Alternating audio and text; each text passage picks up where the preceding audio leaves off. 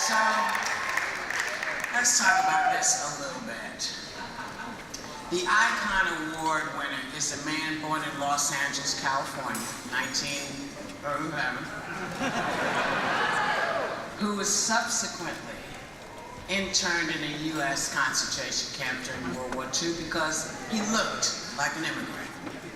Let's all thank God that something like that couldn't happen today. He's one of the best men I know, beautiful, resilient, smart, and has never shied away from who he is, ever.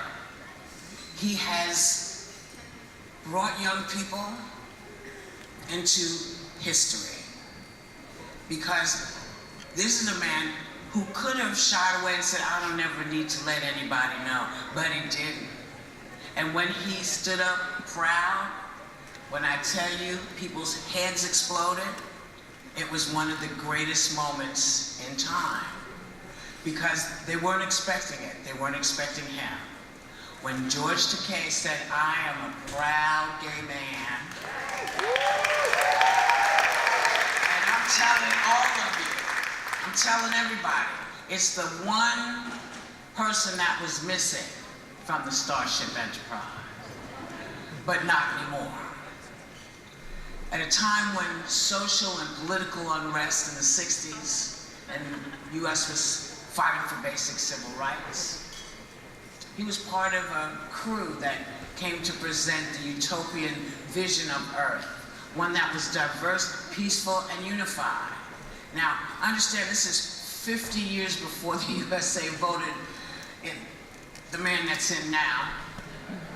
You know, I'm not even gonna mess with him, you know, because this is not about him. He's there, okay. Gas is here, okay. You know what I mean? You deal with it. You deal with it. So you can move all of that up because I'm not saying it. Okay, I'm just gonna go here.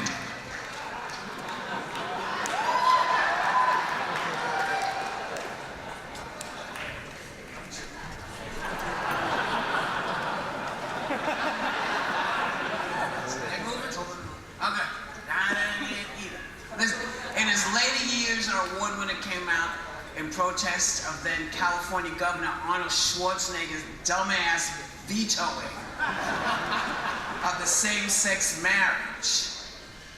And he's gone on to be a vocal champion of LGBT plus rights, as well as a wondrous wit on social media, where he is kicking everybody's ass. It is magnificent. Look, please stand for an extraordinary man. He was on the USS Enterprise, he was Sulu. But to all of us, he is George Takei.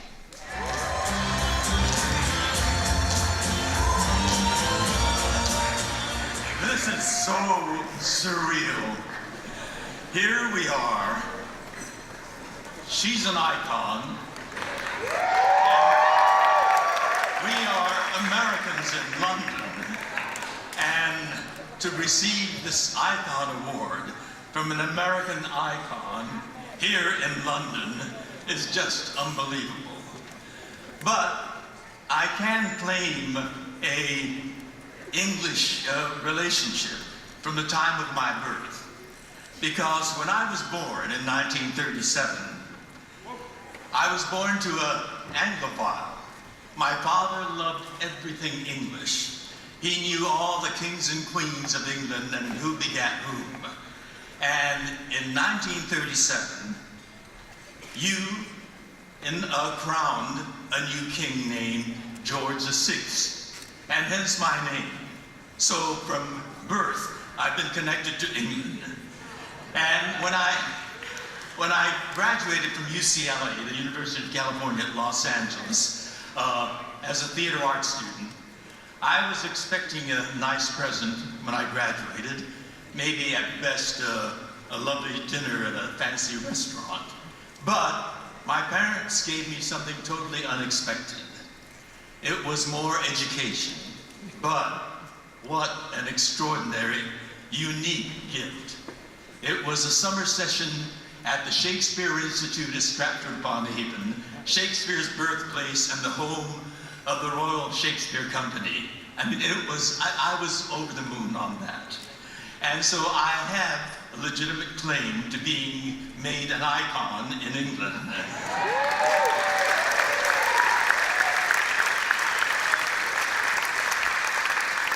But this iconhood has something to do with the LGBT community and advocacy there. But I must confess, I was in the closet for most of my adult life because I passionately loved acting. And I developed a good career, soaring through the galaxy, driving that Starship Enterprise before this icon. And I dearly love that unique opportunity. If I were out, I would have had all that taken away from me. If I were out, I would not have a career. But I owe so much to those extraordinary, brave people that sacrificed everything that I wasn't willing to sacrifice. Their careers, their aspirations, their families sometimes, and there they were advocating for equality for LGBT people. And it tortured me.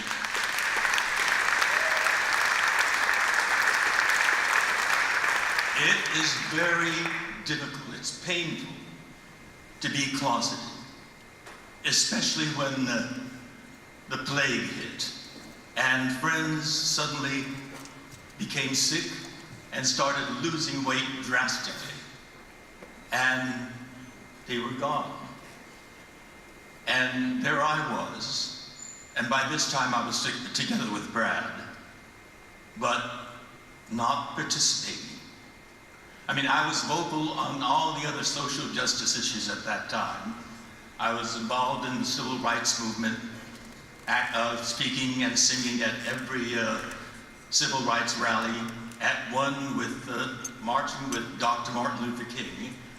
During the Vietnam War, I was a member of a Hollywood peace organization, EIPJ, the Entertainment Industry for Peace and Justice. And I worked alongside Jane Fonda and Donald Sutherland. And yet, I was silent on the one issue that was closest to me. But as Whoopi said, something extraordinary happened in 2005. The California State Legislature, the people's representatives, both houses, the Senate and the Assembly, passed the marriage equality bill. This was an amazing thing to happen in 2005. The very first state legislature in the year 2005 to pass a bill called the Marriage Equality Bill. It was a landmark event. But it needed one more signature, that of our governor, who happened to be an actor who campaigned for the governor's office by saying, "I'm from Hollywood. I've worked with gays and lesbians. Some of my friends are gays and lesbians." This was Arnold Schwarzenegger. He won on that kind of campaign. And yet, when the bill landed on his desk, and many people thought he was going to sign it, but he played to his right-wing Republican base, and he vetoed it. And we were raging. My blood was boiling. And that night, after the late night news, Brad and I, and we felt terrible. We were at home when those young people were marching on Santa Monica Boulevard. We decided it was time. It was time for me to be vocal on the most important issue in our lives. And I spoke to the press for the first time as a gay man, and I blasted Arnold Schwarzenegger's veto. And from that time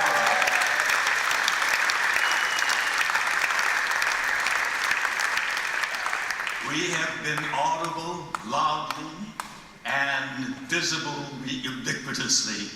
And And today, I come before you as a happily married man to my husband, Brad.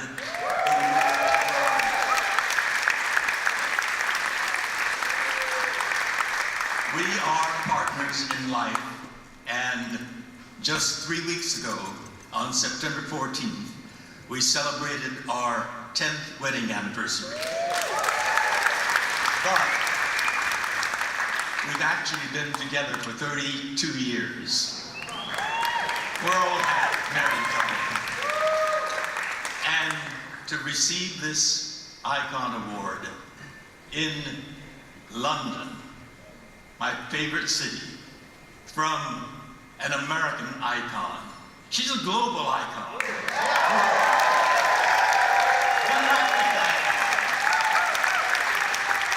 Thank you. My deepest gratitude to all of you, and to Attitude Magazine, and from the bottom of my heart, thank you to my dear friend Whoopi, and the man who makes my life complete, Brad. Thank you all very much.